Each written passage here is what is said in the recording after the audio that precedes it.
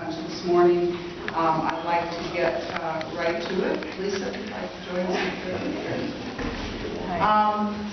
As you all know, the House recently passed House Bill 2, a significant piece of charter school legislation. The budget bill, House Bill 64, also originally contained a number of charter school provisions. I understand that those have been sort of moved around with the House, but nonetheless, those are out there. And today, with bipartisan support of my Senate colleagues, I will introduce legislation that hopefully will further add to the most significant set of charter reforms in the last 15 years.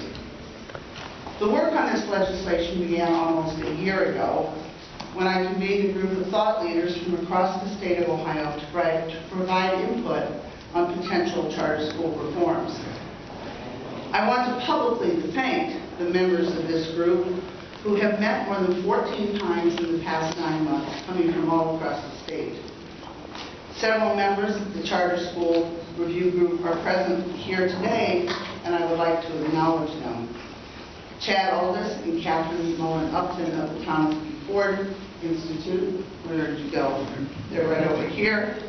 Absolutely invaluable partners throughout this process. We also have Mark Reel of Kids Ohio. Mark's back here. Steve Dacken, the former superintendent of Emmitsburg City Schools. And Alex Fisher and Steve Lyne. Steve here. Come on up. Are also here with us. Did I get everyone to the committee? Lisa Wright with Philanthropy Ohio. And yes, Senator Manning, you're wrong. If anyone else is out of place, I think they are. A complete list of the members of this advisory group is included in your press packet. And once again, I would like to reiterate how appreciative I am of all the time and hours and brain power that they have put into this effort. I would also like to acknowledge several of the co-sponsors on the bill who are here today. Senator Manning, who is now in the right place. I know Senator Burke and LaRose were planning on being here. I don't think they have come in at this point. And Senator Beagle are here. And Minority Leader Joe Schiavone. There you go. You popped up there. You found the right spot. I want to thank all of you for being here. You'll notice there are a couple of people who are out of place here at the Senate press conference. We have Representative Christine Redner and Representative John Patterson. And I am delighted to announce that they are going to be dropping a companion bill to my legislation here as well. I think this is a very unique opportunity that we see members of both chambers, bipartisan chambers, getting behind one piece of legislation. That says a lot. In drafting this legislation, the advisory group drew heavily from provisions contained in the National Alliance for Public Charter Schools model law, as well as recommendations of the National Association of Charter School Authorizers. Additionally, 2 recent studies funded and sponsored by Fordham were extremely helpful, not only to my working group, but to other policymakers as well. And I know that Christina would certainly acknowledge that it had a lot to do with their work in the House. These 2 reports were the Credo Study on Charter School Performance in Ohio and the Bellwether Education Partners Report that provided a thorough review and analysis of Ohio's current charter law. The study, performed by Stanford University's Center for Research on Education Outcomes, reported that Ohio charter school students, on average, make less academic progress than their district counterparts. The study estimated that Ohio charter students received an equivalent of 14 fewer days of learning and reading and 43 fewer days of learning in math than their district counterparts. This stands in stark contrast to other Credo studies that have found urban charter schools, where most Ohio charters can be found, often greatly outperform local district schools. The results are most stark in Boston, where charter students gain an extra year of learning in both reading and math compared to their district counterparts. Impressive results similar to these have been posted in Newark, New York City, and Memphis. So the question isn't what's wrong with charter schools per se, but rather why haven't Ohio charter schools achieved similar success? Many of the answers to that question can be found in the complex set of laws governing Ohio's charter schools. Being one of the first states in the country to create charter schools, we had little experience to go on, and many of our laws reflect that inexperience. We were extremely loose as to who could sponsor schools, who could govern them, and who would operate them. Out of a desire to provide as much room as possible for innovation and experimentation, we failed to put up the sort of guardrails that would assure responsible governance and a transparent and accountable system. The Bellwether Report highlights the inadequacies of many of these current provisions. Our goal then is clear.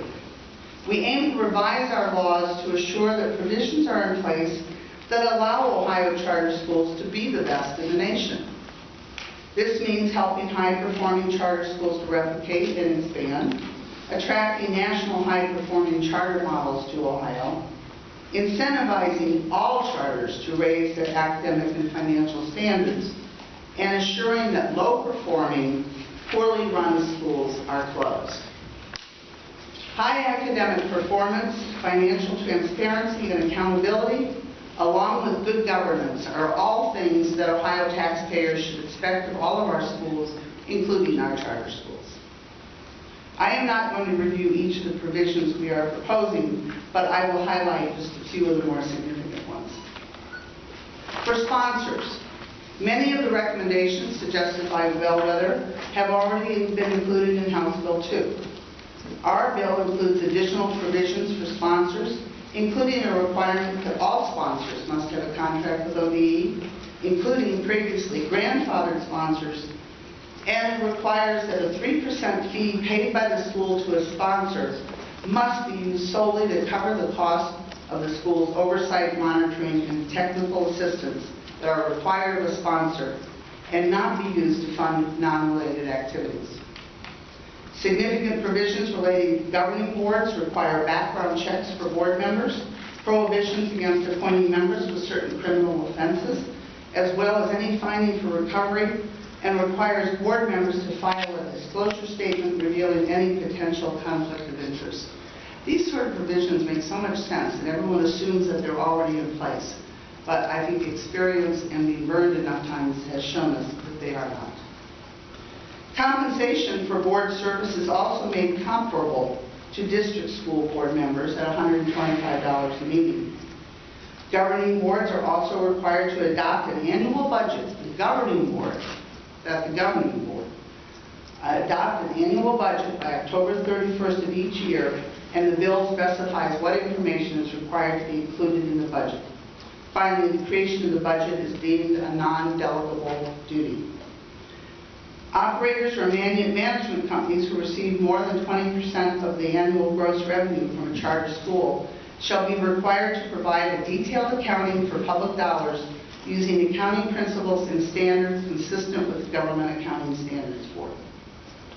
The department is required to annually publish a directory of the names and identified information for all operators, as well as to create an annual report card for operators as they currently are doing for sponsors. Ohio Department of Education shall only be allowed to directly sponsor a school for 2 years. The department is no longer required to be a direct sponsor for a set number of schools, but rather may decide to sponsor a school based on its own established criteria. High-performing charter schools will benefit by being provided access to Ohio school facilities funding, with private fundraising taking the place of matching levy dollars. The bill also allows special lease agreements with financial incentives for district schools that allow a charter school to co-locate in an underutilized public school building. providing additional facility opportunities for high-performing charters. Online schools will be required to conduct a student orientation course and condition enrollment on participation in that course. They will also require that a parent conference be held to determine a student's continued enrollment if students' academic performance declines, as well as enhanced record keeping for attendance. We look forward to a number of hearings in the weeks ahead. We anticipate building on the fine work of the House and the Governor's Office and working with them to pass charter school legislation that will improve the quality of our charter schools and benefit taxpayers, parents, and most of all, students. At this point, I would like to invite Senator Sawyer to say a few words as my joint sponsor on this legislation.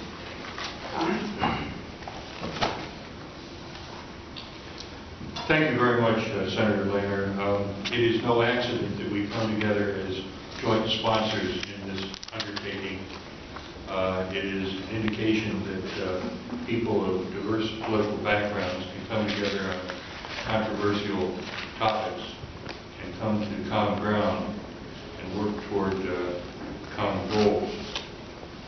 It's particularly important in an arena that has been subject of controversial discussion for a long period of time and has been, I believe, deeply misunderstood.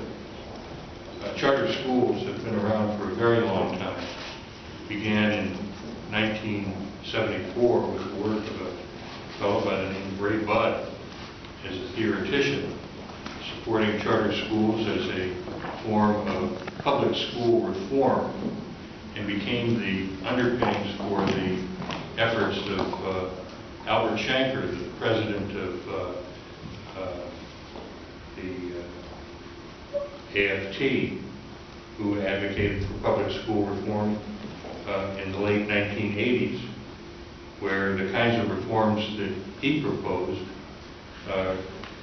remarkably paralleled the kinds of reforms that are embodied in the kinds of deregulatory proposals that President Faber includes in the legislation that is before the General Assembly today. It's amazing how the circles come and join over time.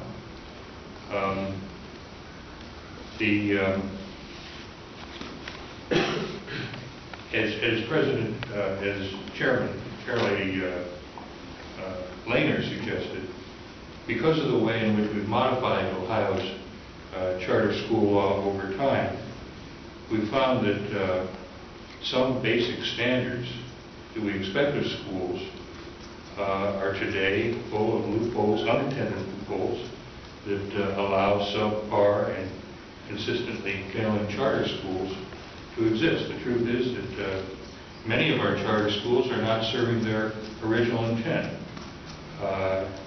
And yet, at the same time, some of the best charter schools serve as marvelous examples for schools that surround them as they were originally intended to do.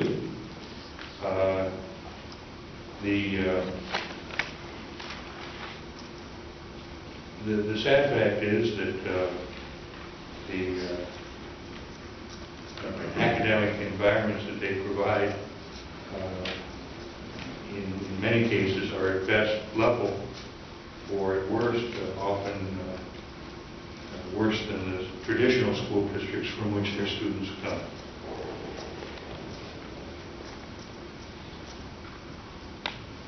In some cases, they have a history of poor academic performance, financial mismanagement, in some cases, criminal activity. On the other hand, Ohio is blessed to have many charter schools that serve not only as the best examples of charter school education, but as fine examples of academic achievement across the full range of educational sectors. And so in the legislation that we have before us, it is our hope that, and our belief that the bad actors, which have a negative effect on the best and brightest, and it's our intent to ensure that the high-performing charter schools can continue to serve as examples of high-quality education. Through transparency and accountability, we're hoping to shine the light on those that are the best and those that are the worst. The bill takes a significant step towards charter school regulatory reform. First, by closing loopholes. Second, by eliminating conflicts of interest. Third, by increasing school sponsorship standards. And most notably, by increasing charter school operator transparency. And in that way, elevating the standards for all charter schools across the entire Ohio spectrum. I really want to thank the chairwoman and joint sponsor of this bill, Senator Lehner, for her hard work on this, and everyone who participated in her task force. I think we bring forward a sound product, a good place to begin the legislative process, and in the hope that we can continue to work together in the constructive way that we have begun. And thank Chair Lady Lehner for the opportunity to take part in this way. Thank you very much, Senator Sawyer. Just briefly would like to invite our representatives up here to just share with us. Thank you. Thank you and good morning. My name is Christina Roegner, and I am the representative from the 37th House District that's up in Summit County. I am also a primary sponsor of House Bill 2. House Bill 2 is a very good bill full of many solid reforms and necessary reforms to improve charter schools in the state of Ohio. But I'm here today with my friend and colleague, Representative John Patterson, to announce that we will be joint sponsors in the House for companion legislation for this bill here, sponsored by Senator Lehner and Sawyer, that you just heard about. Now, this piece of legislation, when I talked to Senator Lehner and I read through the bill, there's three primary types of reforms in there. One, were all these reforms that you actually do find in House Bill 2. There is a lot of overlap there, and these are great reforms. There were also a lot of reforms that were originally in the budget. But it's that third group of reforms why I'm here today. Those are reforms that you will not find either in House Bill 2 currently or in the budget. Those are what have me so excited. Let me just draw out two examples for you. There are many, many. Senator Lehner just touched on a few of them. I'm going to highlight two that have me pretty excited. One is that 20% footnote. So currently, charter schools, well, actually, what the bill would say is if the charter school spends more than 20% on a single line item, like operators, for example, that then they would be required to provide additional, more detailed information, and this, of course, lends to transparency. A second example of what I really like in the bill is about truancy. The intention of this bill is to align charter schools, their truancy standards, to be more in line with those of traditional public schools. I think that is also very important because currently in the state of Ohio, you can miss school for 105 hours, come to school for 1 day in a charter school. That resets the clock, and then you can miss another 105 hours. So basically, you follow that train of thought out. You can go to school for just a handful of days, really, in a charter school and not be considered truant. So this is clearly a problem, and this bill addresses that. So that's just two examples of some of the wonderful changes in this legislation. Let me be clear that House Bill 2 is a very, very good bill, and I'm proud to sponsor it. It's a step in the right direction. But this bill is going to be a giant leap in the right direction, and it's certainly very, very necessary. And finally, I'd like to close by just saying that I am a strong proponent of school choice. And the spirit of what we're doing here with all this legislation is to ensure that we have quality educational options for all of our Buckeye students. And with that, I'd just like to thank you for your attention and turn it over to my colleague and friend, Representative John Patterson. Thank you, Representative Roegner. And it's been my pleasure to work alongside Representative Roegner throughout the course of HB 2. And when that came to the floor, I felt I had to vote against it. As much as that pained me to do so, and I make mention on the floor that day that I was still committed. I pledged myself to working for a better bill. And that bill did get us off the ground. But here we are today. And the amazing thing about this is the fact that it's not a Republican issue, it's not a Democratic issue, it's an Ohio issue. And you hear, standing here, Democrats, Republicans, Senate and the House alike working together. This is the way it should work for all of us. And it is a small part of this whole effort. I'm proud to be with my colleagues here today. I want what's best for all of our students. And as one who has spent 29 years in the public schools, I understand that parents know best for their children, and choice is important. But we have to have choice with responsibility and transparency. And that, from a mega view, is what this bill is all about. And we're on the right road here. And I was thinking of this walking in with all the references to Abraham Lincoln about a house being united. The House in this case, not being the House of Representatives, but the House of Government. We are united in this case. We will seek transparency, and it is our mission and our duty to do what is right for all of our students of Ohio. Thank you very much to all of you. I noticed that several of our co-sponsors snuck in during the comments, Senator Burke, Senator Rose, and Senator Jones, so I thank them very much for being here as well. Senator Chabot, you wanted to say the words, and then we will take questions from all. I'll be brief. Thank you. As many of you know, I've been working on charter school accountability and transparency bills since 2011. I began working on the issue after having discussions with teachers and hearing their stories. And their stories were, as part of the hiring process, they had to go out and recruit students in local neighborhoods the summer before they started to teach, and if they didn't find students, they hadn't had a job.